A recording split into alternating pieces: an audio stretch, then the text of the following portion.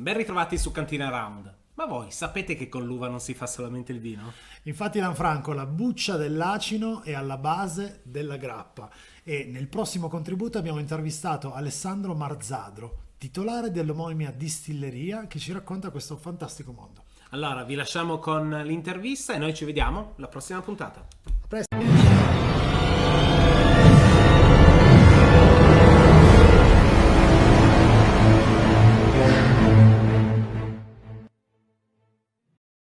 Hey, you know who it is, you know what it is, Cantina Social. We are here on the red carpet once again, Merano Wine Festival 2019, the 28th edition. This year for us has been a lot about discovery, finding new things, understanding new things, and that is exactly what has brought us here today. We're going to talk a little bit about grappa, but grappa in a way that maybe people aren't used to hearing about it.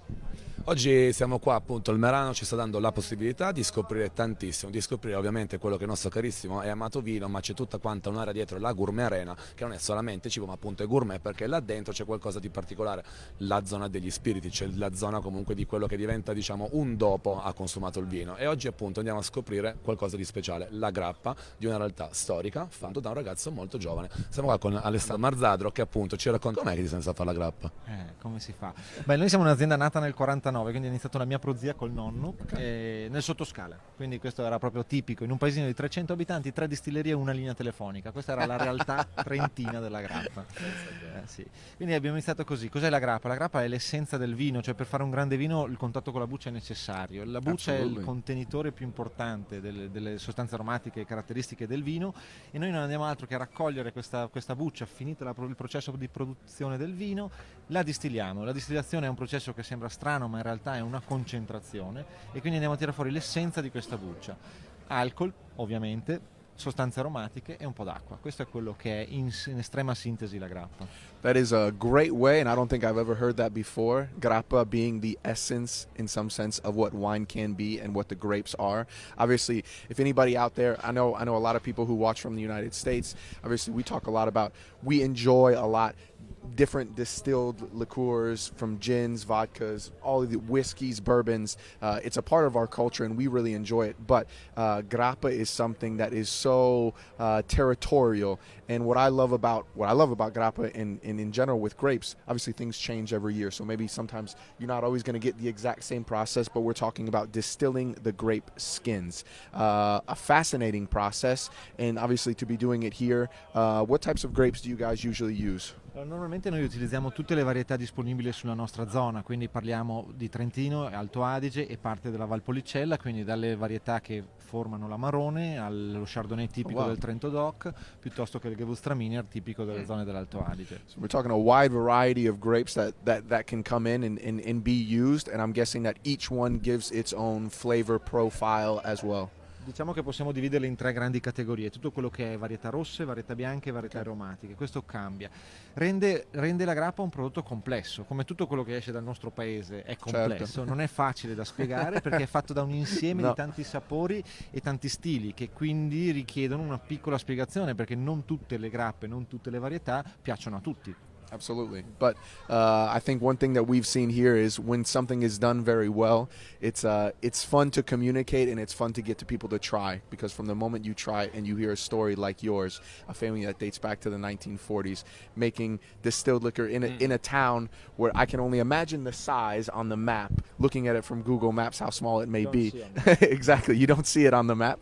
To be able to have that type of story and to be able to put out a product that has to be very, very satisfying. But you guys are talking about not just people enjoying grappa per essere grappa come digestivo, esatto. Ma ci sono anche altri modi per essere utilizzato. Loro praticamente hanno proprio l'intenzione di svecchiare quello che comunque che è un prodotto molto particolare, non è un prodotto sicuramente facile, ma soprattutto è un prodotto che comunque si presta anche ad altre cose, non è più quella cosa, la famosa dammi una grappa barricata, una grappa gialla, penso che siano tutte parole che ti possono dare un fastidio boia. Perché, un po' di brividi, infatti, giustamente, perché comunque c'è un impegno grandissimo alle spalle, quindi voi come state combattendo questo fenomeno mentale? Ma sicuramente facendo assaggiare il prodotto a volte rende la vita molto facile, perché davanti alla reazione di un consumatore, il consumatore anche se non ne sa ne capisce. e quindi questo è il primo passo. Sicuramente dalla grappa bianca alla grappa invecchiata c'è stato un primo grande passaggio, quindi abbiamo inserito la grappa nella categoria dei distillati, perché fino a quell'epoca si beveva per digerire e per scaldarsi, quindi diciamo che avevamo un approccio totalmente diverso. Quindi l'invecchiamento ci ha aiutato a entrare, diciamo, nella categoria dei distillati. Il passo che stiamo cercando di percorrere è quello di farla entrare nella miscelazione. Perché questo? Perché il giovane, la mia età, la vostra età, quando si avvicina a un distillato non si avvicina col consumo liscio, ma si avvicina prima di tutto col consumo miscelato. Absolutely. Quindi la miscelazione ci deve aiutare a far conoscere un distillato che è ricco, complesso, cosa che però oggi viene premiata, perché diciamo che l'era della vodka è passata, possiamo dire, in Europa. Quindi oggi il consumatore accetta che nel distillato ci sia sapore e ricchezza. E la grappa è questo, no? I think obviously not to put another name out there, but we are, as many people are, we're huge fans of gin because there is something particular to gin. People can make it in different ways. It can become complex, but it can also have an identity. Not to speak badly about others, but I don't know how many times I've had a vodka where I thought that it had an identity to it. It kind of served a purpose, and that was about Esatto. it. But with a grappa, I'm someone who personally, I really enjoy it. I enjoy strong flavors. I'm lucky enough to be able to have Filuferu and some names in terms of this world that are quite known. And I love hearing stories about someone like you who's interested in trying to communicate this in a new way and get people to use it. As an ex-bartender, you're opening up a Pandora's box, really, to the types of things that you can create, being creative and doing things that still give an identity, obviously, to a territory.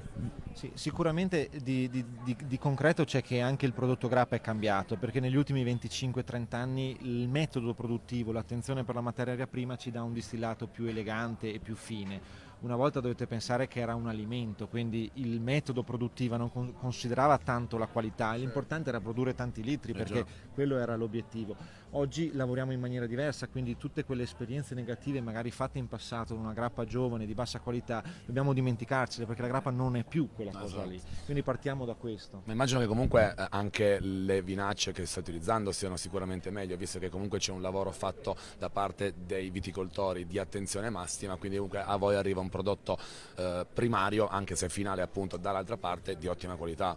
Dalla fine degli anni 80 in poi il mondo del vino è cambiato e di conseguenza il nostro mondo è cambiato. Noi viviamo di una materia prima che ha un processo prima del nostro, e quindi la selezione che ha fatto la cantina ci porta a una materia prima più sana, i metodi di conservazione che noi attuiamo aiutano a mantenere questa freschezza, e la distillazione non fa altro che concentrare. Se abbiamo una buona materia prima con dei profumi avremo un concentrato di piacevolezza, se abbiamo un leggero difetto in materia prima avremo un concentrato di difetti. È molto semplice, matematico. And it's mathematics, and it's also this. We talk about it often. This combination of using innovation to bring tradition to let it rise back up. Obviously, a lot of the things that you just mentioned in terms of maintaining the grape skins, maintaining all of its properties that make it really, really unique. A lot of that has been thanks to technology and things that people have been able to develop.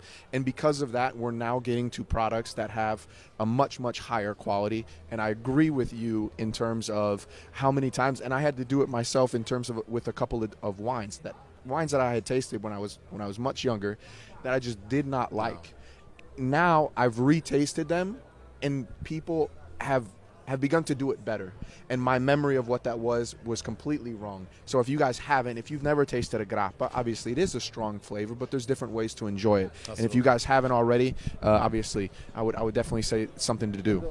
Credo che sia quello che viene chiamato educazione al gusto. 100%. Un bambino inizia con dei gusti semplici e poi piano piano apprezza le verdure, l'amaro, tutte queste cose qua. La stessa cosa vale per il distillato.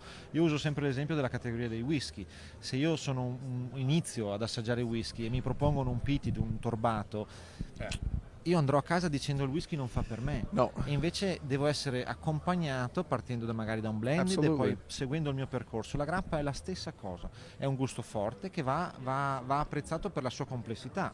Se invece cerchiamo di neutralizzarla, probabilmente commettiamo un errore. Assolutamente, è uno spreco sotto tutti i punti di vista e soprattutto non stai dando niente di diverso da quello che comunque potrebbe essere bere qualsiasi cosa. Qua ovviamente stiamo parlando della volontà di una famiglia di portare avanti un percorso e quindi comunque partire anche da zero. Penso che questi siano proprio gli anni del reset totale sotto tanti punti di vista. Il vino la fa da padrone, ma soprattutto appunto con prodotti del genere adesso voi avete comunque modo di rincominciare un percorso, cancellare quello che comunque è stata una storia che indubbiamente ha portato un po' su una strada sbagliata. Dobbiamo prendere il buono della storia che abbiamo avuto, camminiamo con un piede sulla tradizione e un piede sull'innovazione, che è un lavoro difficile perché tu devi essere coerente. Absolutely. L'innovazione da sola non va bene in un prodotto tradizionale, dobbiamo creare quel giusto mix che prenda il buono di quello che era la storia del prodotto che c'è, che è sempre presente, perché la grappa ha una storia importante.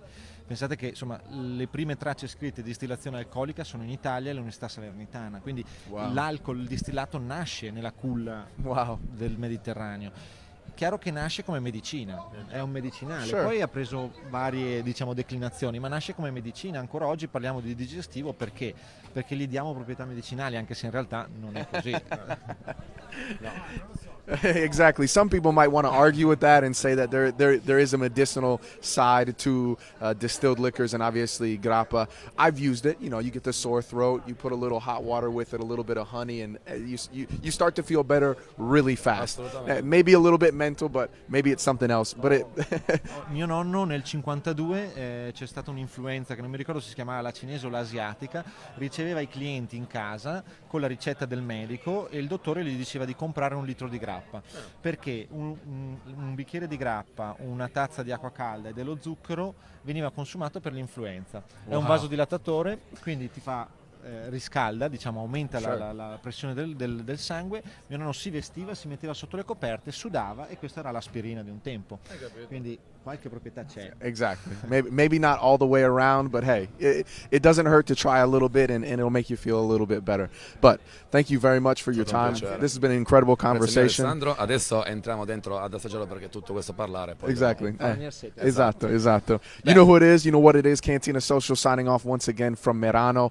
We'll see you guys soon. Make sure you stay tuned to everything that's going to be coming out in regards to Merano and all of our discoveries, because this is gonna keep us going for a real long time. Oh, So, thank you for staying tuned, and we'll be back.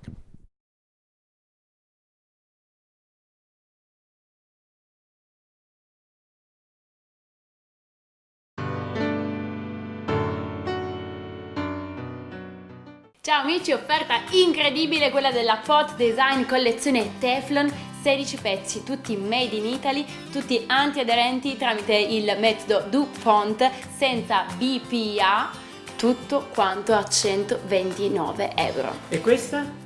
E questa la otterrete se sarete i primi 100 a chiamare il nostro numero in sovraimpressione o a mandare un messaggio WhatsApp in omaggio. Creperi del valore di 19,99, 16 pezzi, Pot Design made in Italy.